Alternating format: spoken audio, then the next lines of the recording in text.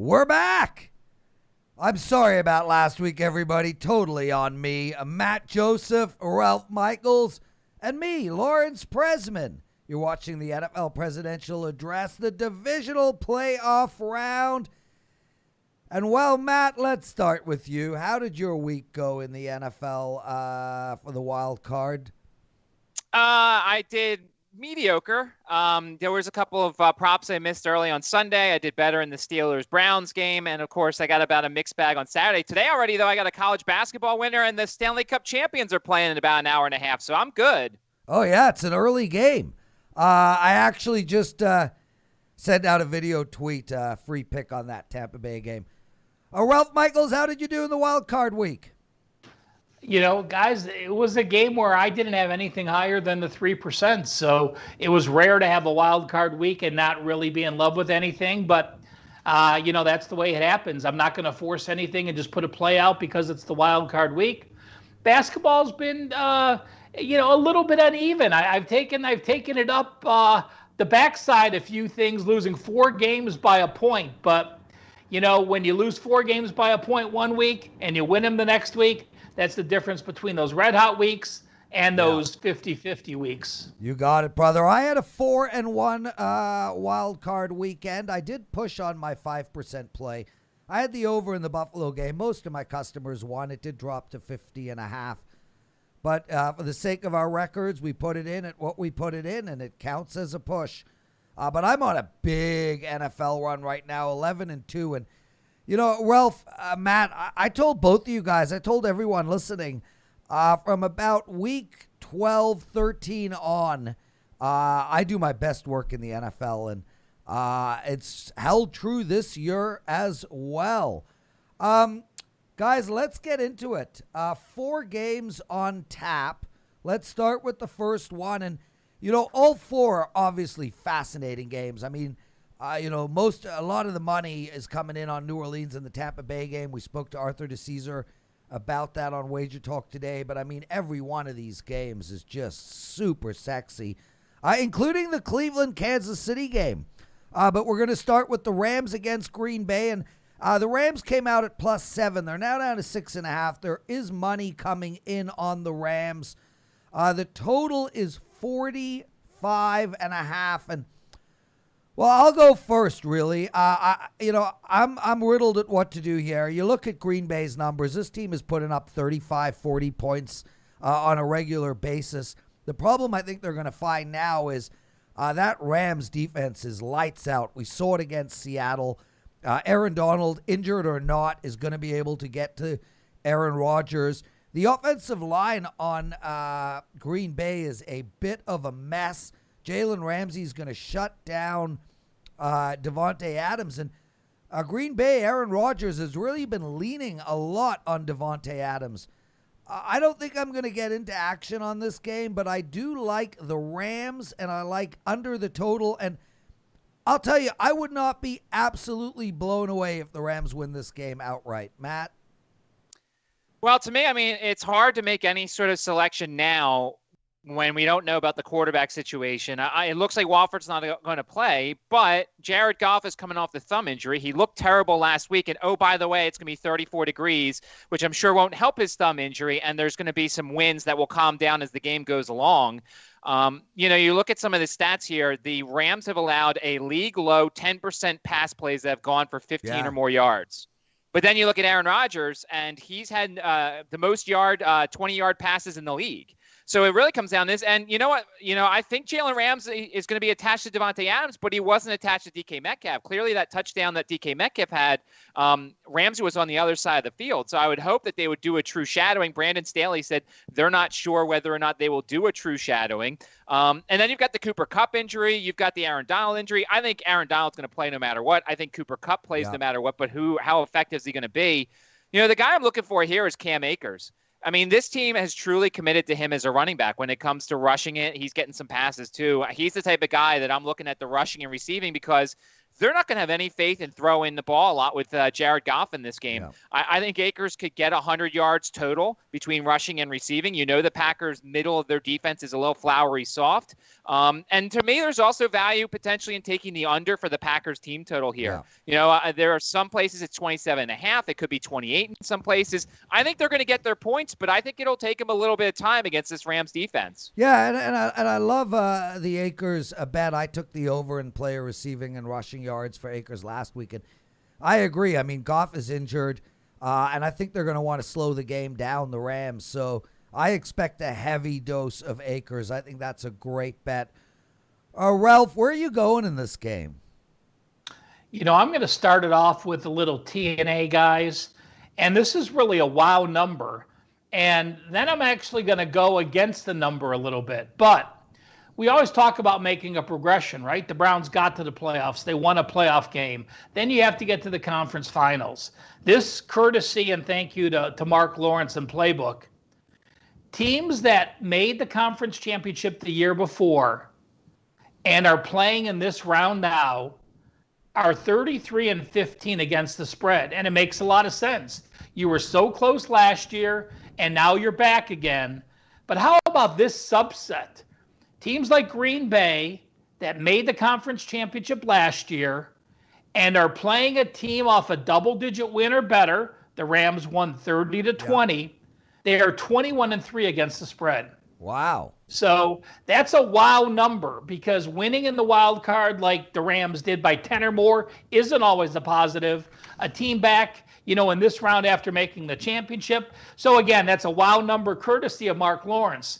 Now, my take on the game, knowing that subset but still handicapping the game, I look at Green Bay and we all think Rodgers and we all think that offense and we've all heard that all they wanted all year long was to get this number one seed and play at home. But if I look at some of their performances at home, 24 points at home against Carolina, 24 points at home against Jacksonville. And they almost lost that game. 22 points at home against Minnesota. There have been some very mediocre games against defenses that are nowhere near what these Rams are. Then if you look at the Rams didn't run the ball more than 40 times any time all season. They ran 40 times in their opener against Dallas when they had 153 yards rushing. Well, last week they ran the ball 43 times, 164 yards. You look at Green Bay's rush defense, they're allowing 4.5 yards per carry. Not a great number. So if they can run the ball against Green Bay, and then if you look at the offensive line, we know they have some issues. They just signed someone off the practice squad like the Browns had to do last week. Aaron Rodgers was only sacked more than twice in 2 games. The Carolina game where he had 24 points and 291 yards, and the Tampa Bay game where they had 10 points and 201 yards. So if the Rams can get to Rodgers 3 or more times, that puts them in that level where I don't think they can get this much margin. So, I still in my mind think I lean Green Bay because if I look at what Rodgers can put up against their defense versus what the Rams can put up against Green Bay. But certainly, Prez, I agree with you on the under. Ralph Michaels, everybody. Matt Joseph. I'm Lawrence Presman. Thanks so much for joining us.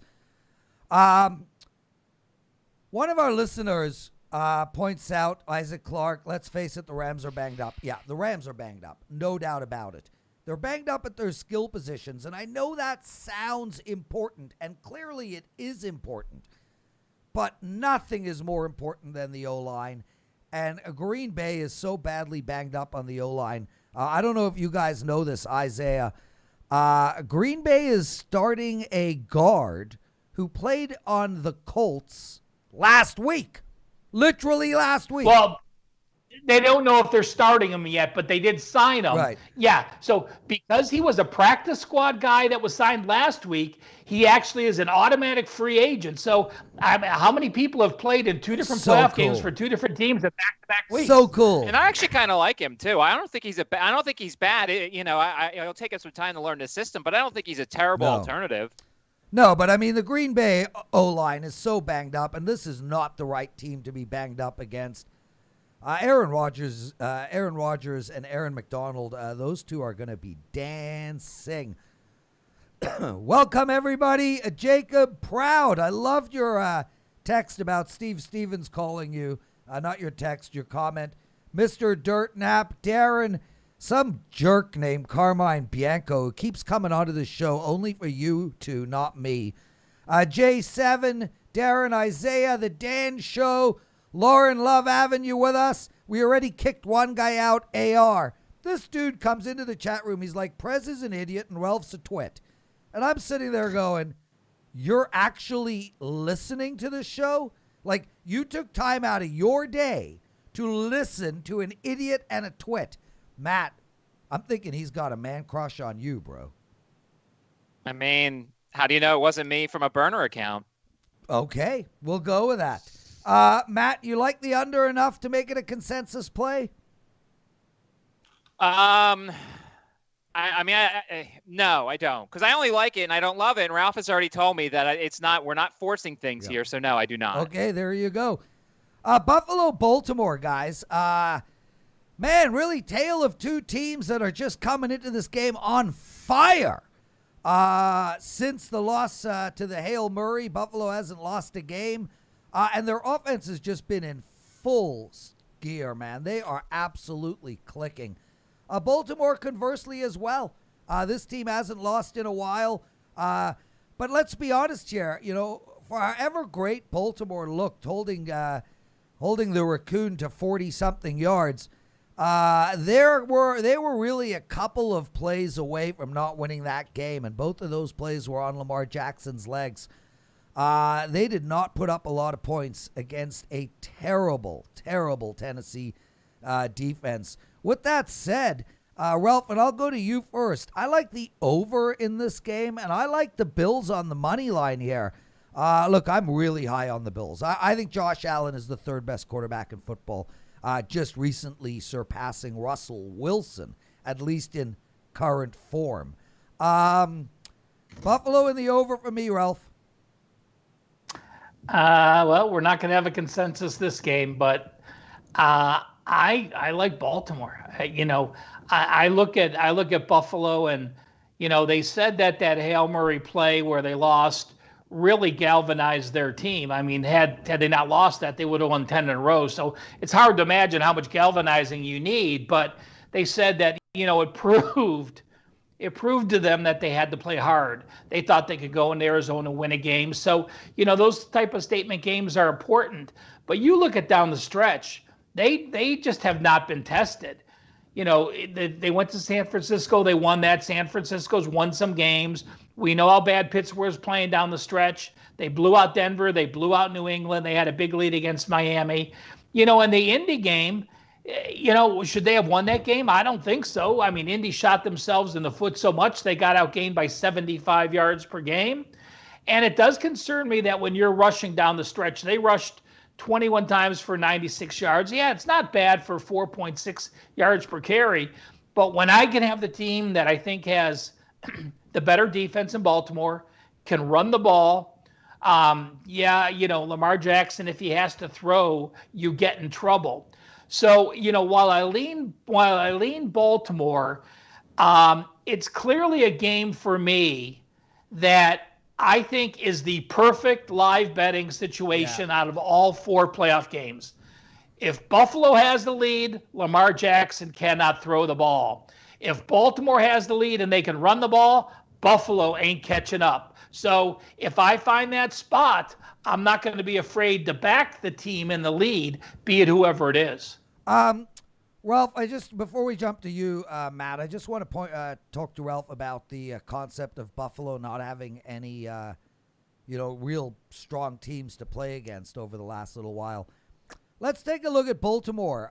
They lost to Pittsburgh 19-14, and since then, they've gone on a 6-game win streak. Those 6 games include Dallas, Cleveland, Jacksonville, the New York Giants, Cincinnati, and Tennessee. I would argue, Ralph, that their schedule in their last 6 games are worse or at least just as bad as Buffalo's schedule. Both these teams are really coming into this on fire, but also, yes, without a lot of major competition. And I think Indianapolis is a better team than both Tennessee. And frankly, I think they're a better team than Baltimore as well. Ralph, total, over and under. I like the over a lot in this game. Any thoughts there? Well, that's one, Prez, that I think I would live bet as well, because if Baltimore scores early, then yeah, I do. I would have to say if I had to make a pick, I would lean with the over. But I think if Baltimore scores first, then we're going to look at that pace of play, and it's going to be an over. One thing I do have to mention is this. I mean, Harbaugh's won 5 straight road games, covered 5 straight road games as a coach. I mean, to me, he probably gets 1.5 points for me with Harbaugh over McDermott. So, that's another edge just to throw in there. Matt Joseph, I want to hear your thoughts. And also, last week I bet over in receiving yards for Diggs, Knox, and Beasley. I went 2-1. Knox didn't do it for me. But I did bet Knox with a touchdown. Who's going to win this game? What do you like about the total? And give us some prop bets.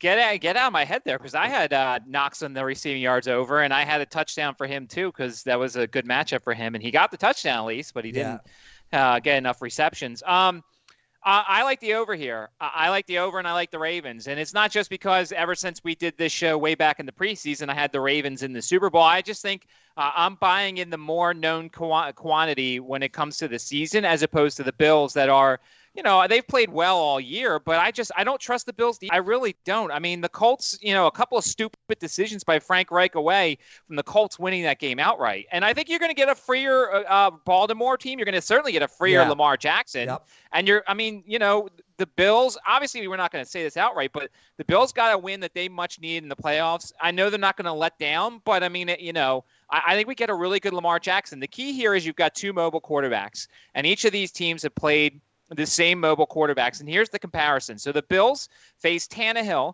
They have 42 rushing yards. Ravens gave up 35. They both faced Mahomes. Didn't do that great. 36-26. The Bills gave up more. Cam Newton twice, 54 and 24 against the Bills. The Ravens had 21. And then Kyler Murray actually tore up the Bills. The Lamar Jackson rushing yards prop is pretty much an auto bet every time. It's amazing because they can't set the number high enough. Yeah. Even if the number was 100, he still goes over last week because he had over 100 yards. Other things to look at here. The Bills have allowed the most catches and yards to tight ends this season. So Mark Andrews comes into play, score a touchdown, receptions, all that stuff. We know how much Lamar Jackson loves Mark Andrews. On the Bills side, Josh Allen does really well against man coverage. He's got 19 passing touchdowns against man coverage. Baltimore's played the second most man in the league. Also, Josh Allen has 18 touchdown passes against the blitz, and we know how much that Baltimore blitzes here. Last year, these two teams played. Neither quarterback did all that well when it came to passing the ball, but Lamar Jackson did have 3 touchdowns passing. I just like where the Ravens are at right now, so I'm taking the Ravens in the over and looking at Mark Andrews, looking at the Lamar Jackson rushing props in this game. Prez, I want to add one more thing to what Matt said. Yep. And Matt said, I'm not sure how big of a deal of it is, Matt. I think it is a big deal. Buffalo finally getting there, getting off the schneid and beating the Patriots, winning division, having that home playoff game and winning that playoff game.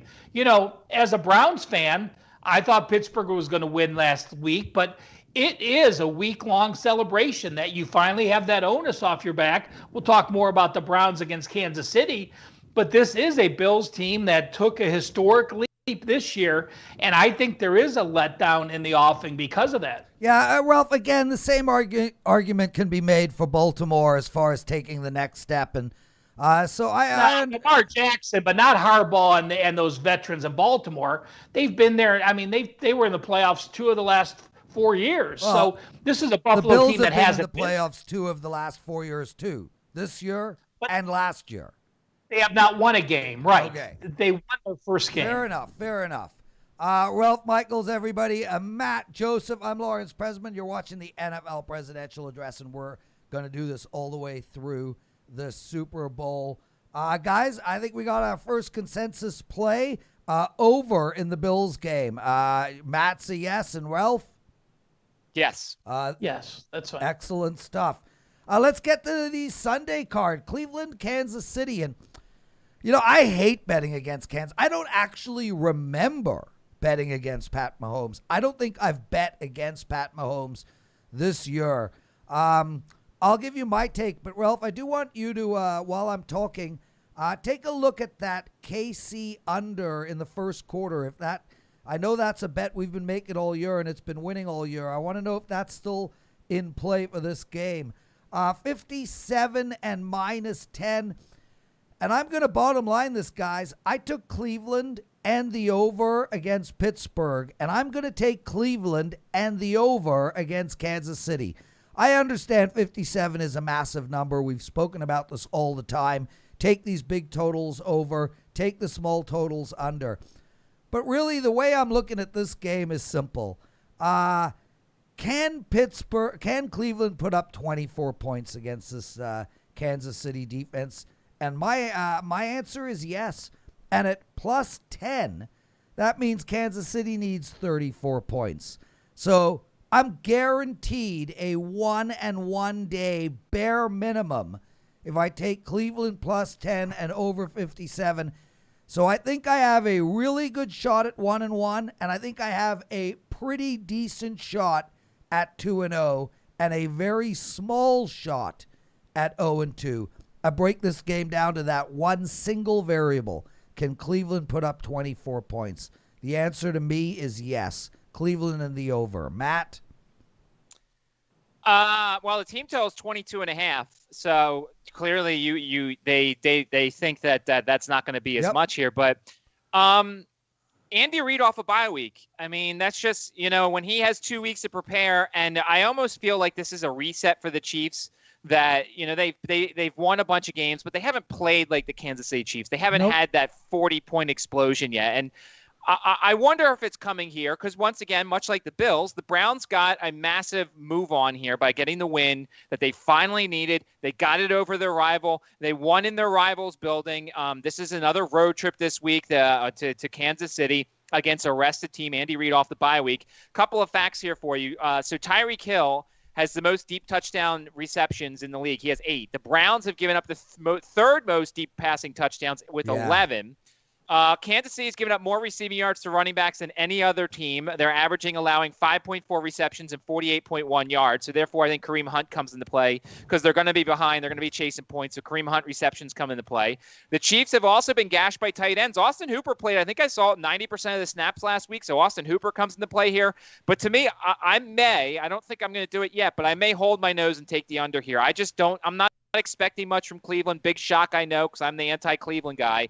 But I think this is the Chiefs game where they show to everybody that they're still the Kansas City Chiefs, and I think they win something like 35-20, 36-20, whatever it is. I think I see a Chiefs potential blowout here in an under. Matt Joseph, everybody. And Matt, I bet Kareem Hunt and Nick Chubb over in rushing and receiving yards last week, and both cashed. Ralph Michaels, what do you like in this game?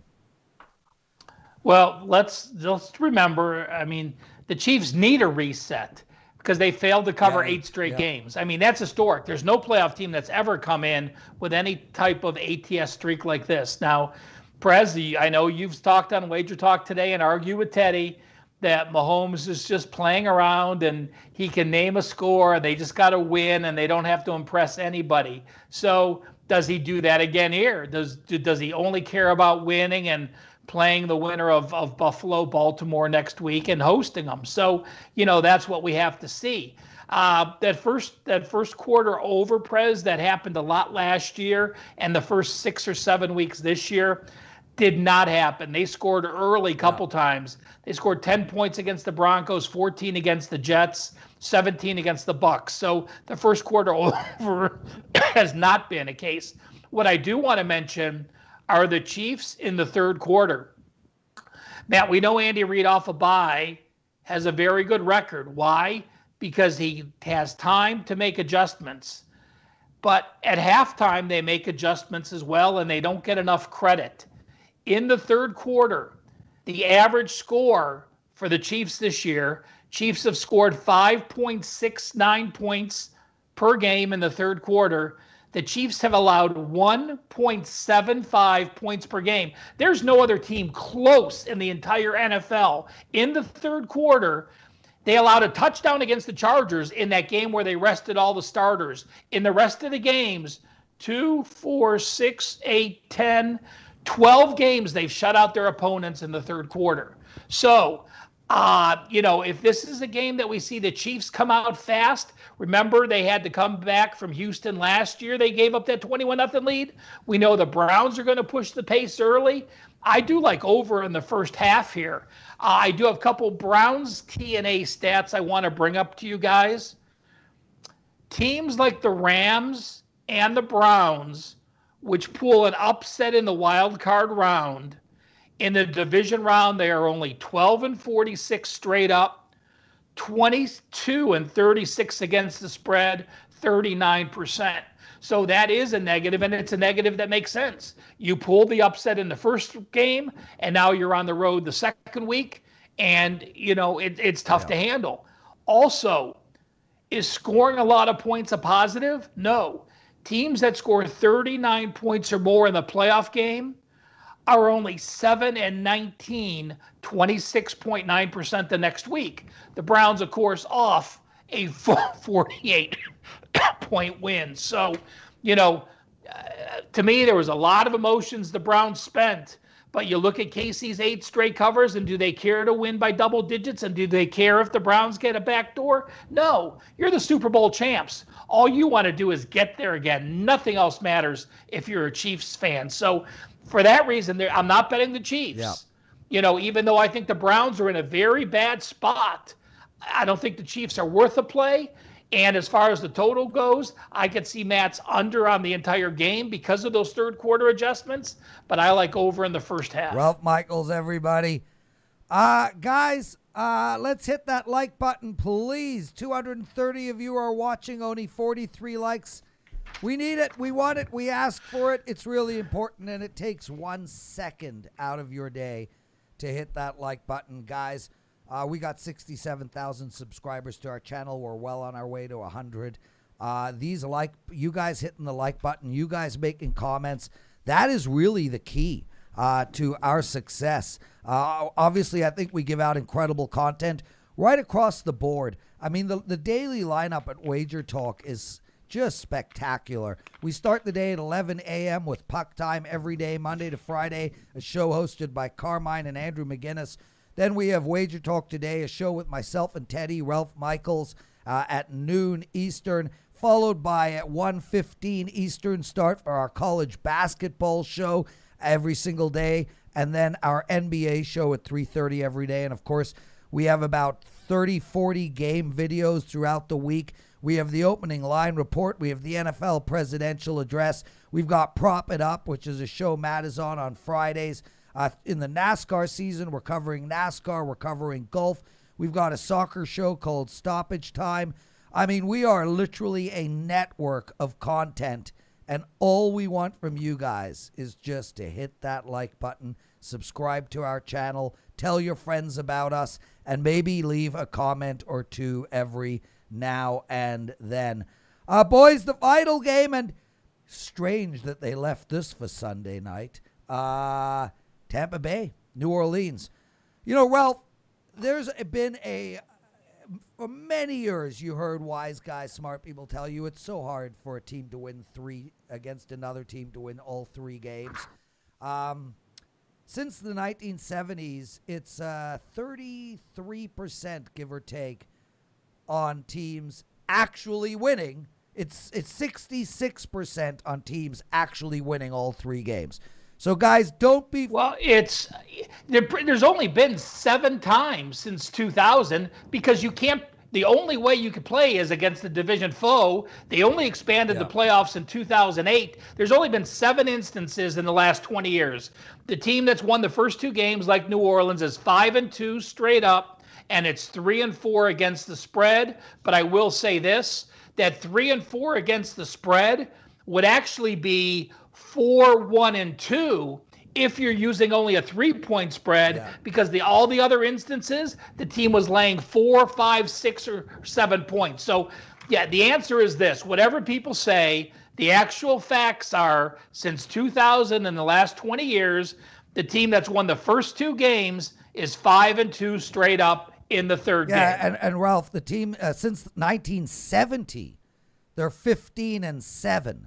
So that's held true for over 50 years. Yet everybody keeps talking about how hard it is to beat a team 3 times in the same season. Simply, factually, mathematically not true.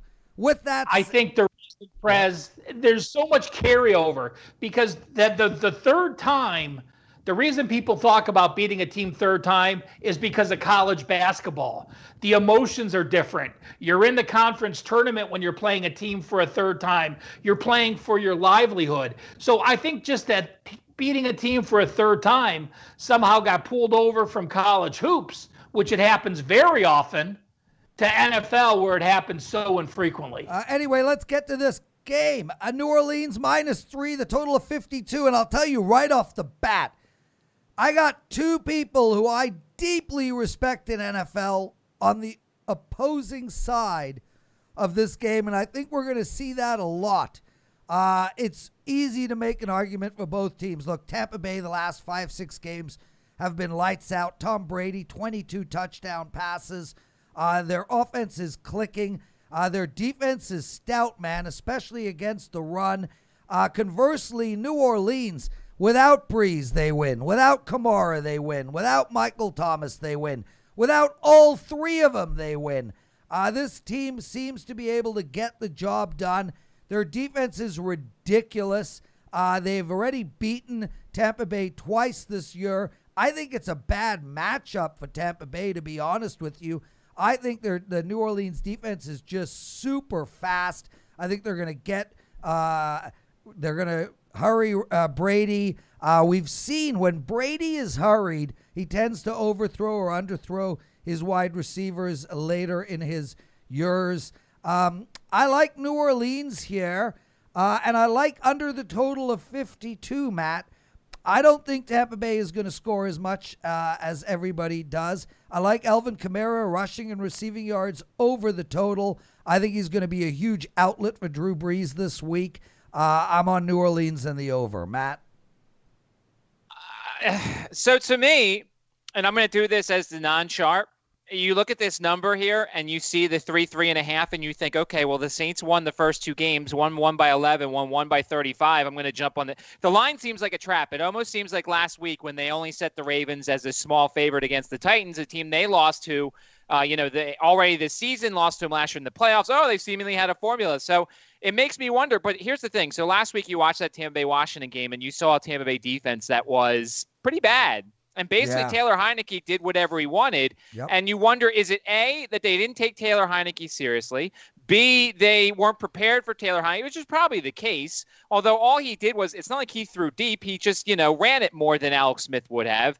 And so that was kind of my worry here. But to me, I do look at Tampa Bay here, and I look at a team that's hot. And yes, you could say the same thing that you said for the Ravens and the Bills, that they got fat and happy on these teams down the stretch. But, I mean, still there's something to be said about playing well, even against bad teams. There's been plenty of good teams that have struggled against bad teams this season. A couple of things that I'm looking at here. Mike Evans, everybody wants to take the over. If you look, Marshawn Lattimore this season, when he's been attached to Mike Evans, which has been 65% of the routes, he's had no catches this year. If you look at the last 7 times they've faced, he only has 22 catches in like 45 targets. So to me, I'm looking at the unders potentially for Mike Evans, even though he's one of Brady's favorites. But I'm looking at Antonio Brown here because you've seen Antonio Brown get a bunch of touchdowns lately. I think he's a good outlet here. By the way, Chris Godwin had 5 drops last week. In Brady terms, that's not very good. So I think they force feed Antonio Brown here. So I'm looking at his receptions and for him to score.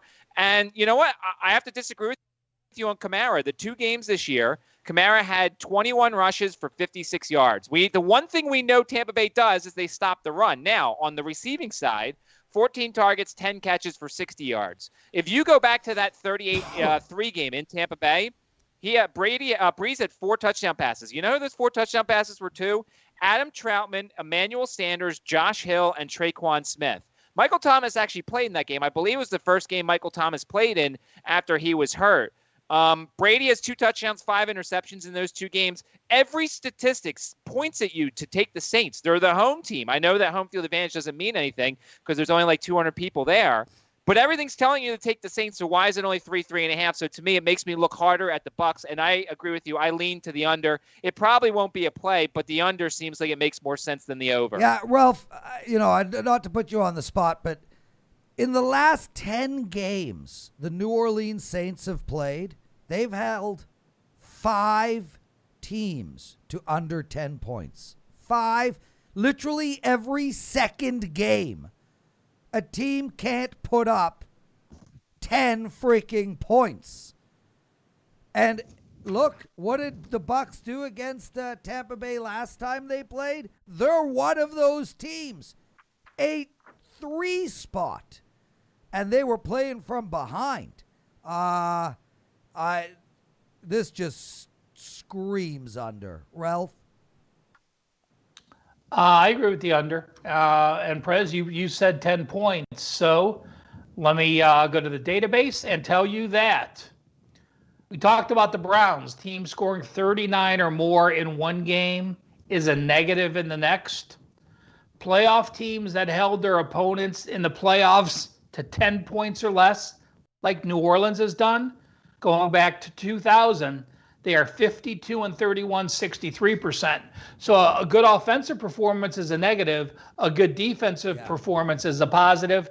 Matt, it's the playoffs. Vegas isn't putting out any trap lines. Vegas is simply putting out a line where they're going to get equal money. People are going to bet Tampa Bay and Brady plus 3.5, period. No reason to make it 4, no reason to make it 4.5. They're going to get enough Tampa Bay money because it's over the hook. That's all they need.